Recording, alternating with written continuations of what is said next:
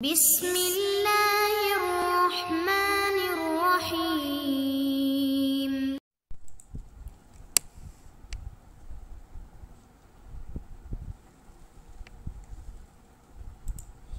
اعوذ باللہ من الشیطان الرجیم، بسم اللہ الرحمن الرحیم وبہ نستعین۔ ہماری گفتگو کفایت الاصول کے حصے سوم میں ہے، اور حصے سوم میں بھی مقصد سابع اصول عملیہ کے بارے میں۔ اصول عملیہ کا الحمدللہ ہم خاتمے کے بحث میں پہنچے، اور کچھ ہم نے اس خاتمے کے بحث کا حصہ پڑھا۔ پھر بھی میں اس خاتمے کے اس بحث کے حصے کا تھوڑا سا خلاصہ بتا کے پھر عبارت کی طرف چلتا ہوں۔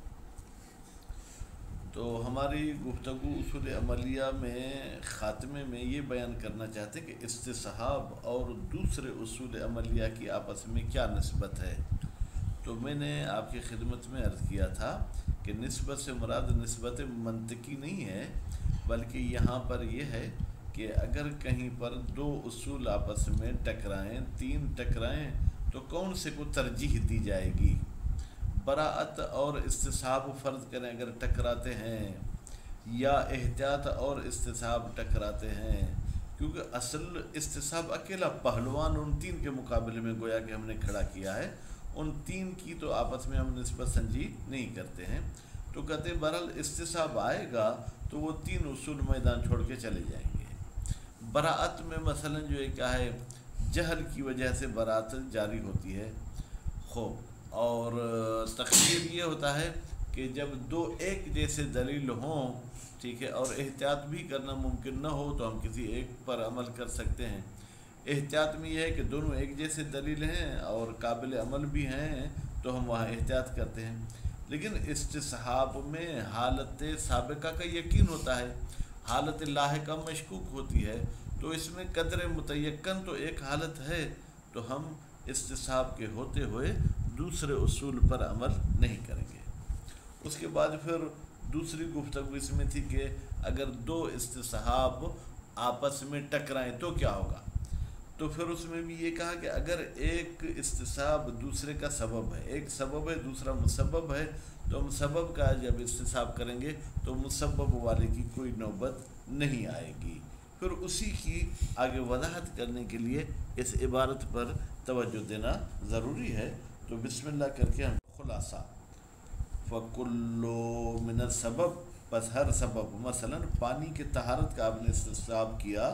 والمسبب، اور اگر کپڑے میں دیکھنا چاہیں تو اس میں تو وہی استصحاب اس کے نجاست کا ہو رہا تھا۔ وَإِنْ كَانَ مَوْرِدًا لِلْاسْتِصْحَابِ،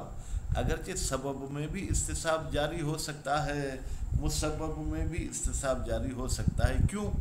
اس لیے کہ استصحاب کے ارکان دونوں میں موجود ہیں، یقین سابق اور شک لاحق، خوب، یہ دونوں اس میں ارکان ہیں، الا سوائے اس کے کہ ان الاستصحاب فی الاول، بتحقیق کہ جب ہم نے پہلے میں یعنی سبب میں استصحاب کیا تو بلا محظور، اس میں کسی قسم کا کوئی ہمیں اعتراض، کوئی مشکل، کوئی پریشانی پیش نہیں آتی، بخلاف ہی فی الثانی، لیکن بخلاف اس استصحاب کے جو ہم مسبب میں کریں گے۔ وفی ہے، جب مسبب میں ہم استصحاب کریں گے تو اس میں کیا ہمیں پریشانی ہوتی ہے؟ محظور تخصیص، یا تو ہم سبب والے استصحاب کو تخصیص لگائیں کہ بھائی سبب والا استصحاب ہر جگہ قابل قبول ہے لیکن مسبب والی جگہ پہ قابل قبول نہیں ہے، بلا وجہ، اور کوئی خاص وجہ نہیں ہے، الا بنحو محال، مگر یہ کہ ایک محال طریقے سے آپ اس کو تخصیص لگا سکتے ہیں۔ وہ کس طریقے سے آپ اس کو نحو محال سے تخصیص لگائیں گے؟ کہتے ہیں جب آپ نجاست کا استصحاب کریں گے تو یہ متوقف ہے کس پر کہ شارع نے اس استصحاب کو جو ہے کیا ہے معتبر سمجھا ہو، کب؟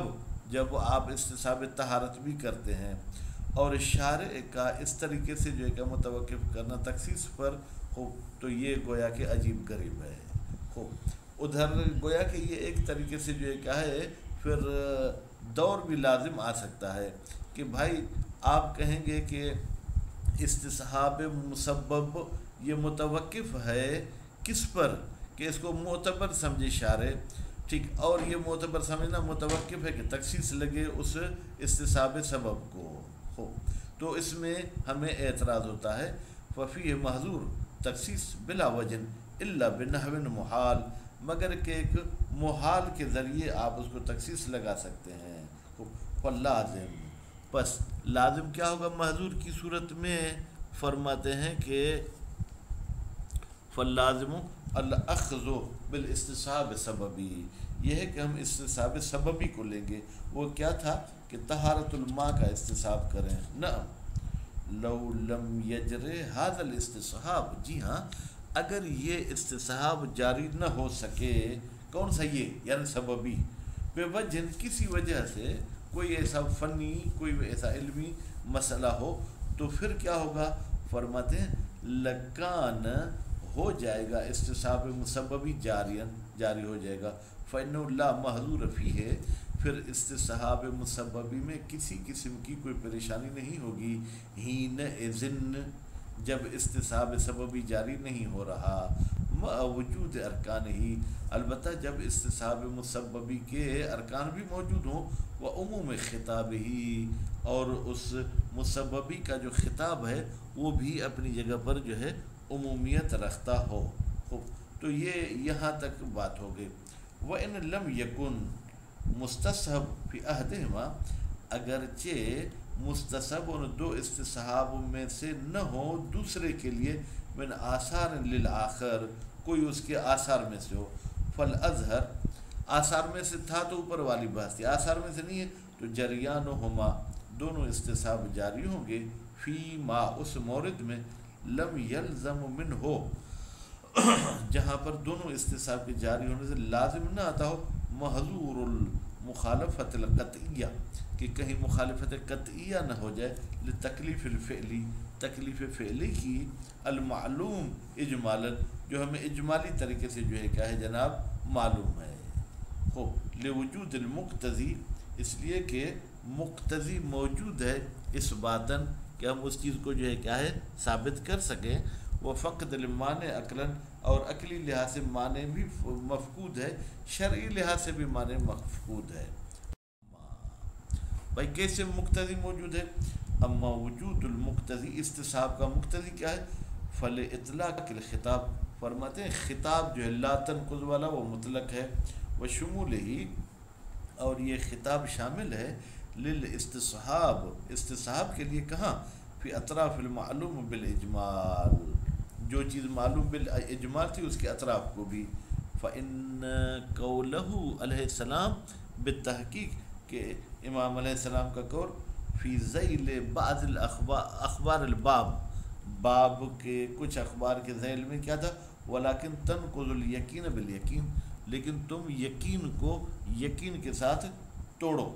لو سلم، اگر تسلیم کیا جائے، کیا؟ انہو کہ یہ ذیل یمنع مانع ہے،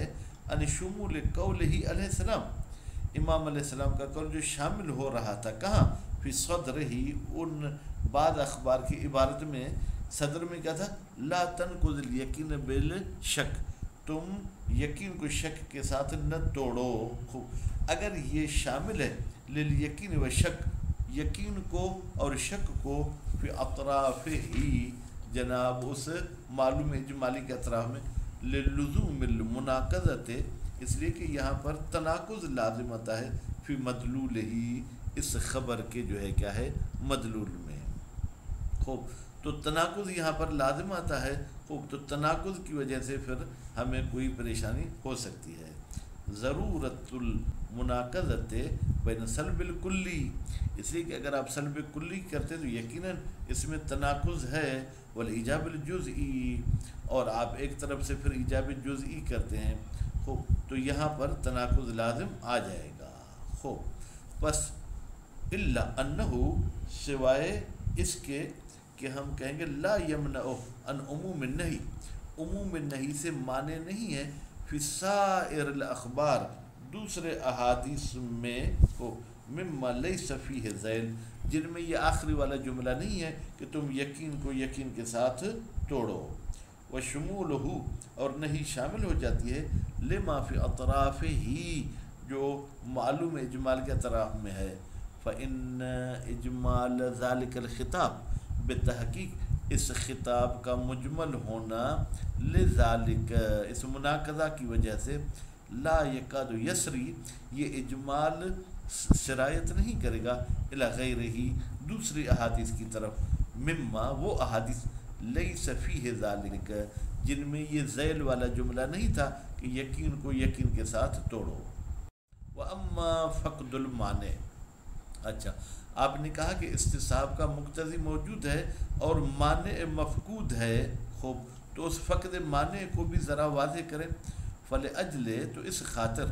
کہ ان جریان الاستصحاب استصحاب کا جاری ہونا فی الاطراف اس علم اجمالی کے اطراف میں، لا یوجب یہ سبب نہیں بنتا، الا المخالفت الالتزامیہ مخالفت عملی نہیں ہوتی، مخالفت التزامی ہوتی ہے، اور مخالفت التزامی کو بھی اکثر علماء فرماتے کہ وہ حرام نہیں ہے۔ وہ ہوا اور یہ التزام والی مخالفت لیس بمحظور یہ کسی قسم کی پریشانی نہیں ہے، لا شرعا ولا عقلا نہ شرعی طور پر نہ عقلی طور پر۔ ومن ہو کہتے ہیں یہ جو ہم نے ذکر کیا ہے یہاں تعارض استصحابین والی بات سے، اس سے کیا ہو گیا، قد انقد ہے واضح ہو گیا، عدم جریان ہی کہ استصحاب جاری نہیں ہوگا، کس میں جاری نہیں ہوگا جناب، جاری نہیں ہوگا فی اطراف العلم بتکلیف، جب ہمیں علم ہو تکلیف کا، فعلاً ابھی اصلاً اس میں بالکل جاری نہیں ہوگا، ولو فی بعضها اگرچہ بعض اطراف میں ہمیں جو ہے کیا ہے اس قسم کے علم نہ ہو، لوجوب الموافقت القطعیت لہو اس لیے کہ واجب ہے موافقت قطعی کرنا، لہو اس علم بتکلیف کی، عقلاً عقلی طور پر، ففی جریان ہی تو پھر اگر ہم اس استصحاب کو جاری کریں گے، لا محالت یکون محظور المخالفت القطعیہ پھر تو ہمیں پریشانی ہوگی کہ ہم مخالفت قطعیہ کر رہے ہیں جب تمام اطراف میں آپ استصحاب جاری کریں گے، اب الاحتمالیہ یا مخالفت احتمالی ہوگی جب بعض اطراف میں آپ استصحاب جاری کریں گے، کما لا یخفا جیسے کہ یہ بات مخفی نہیں ہے۔ بس کہتے ہیں کہ یہاں پر اگر خلاصہ سننا چاہیں تو دو لفظ میں یہ جو ہم نے 4 قسم بتائیں، اس میں یہ تھا کہ استصحاب 2 قسموں میں جاری ہوگا، کہاں پر، جب بین المحظورین پریشانی ہو، یا جو ہے کہ ہاں بین المحظورین والی میں، اور ایک ایسا قسم ہے جس میں دونوں میں جو ہے کیا ہے استصحاب جاری نہیں ہوگا، جب ہمیں علم ہو تکلیف فعلی کا، اور ایک ایسی قسم ہے کہ جس میں ایک طرف میں استصحاب جاری ہوگا سببی میں اور مسببی میں جاری نہیں ہوگا، اور تزاحم والی صورت میں آپ کو اختیار تھا کہ آپ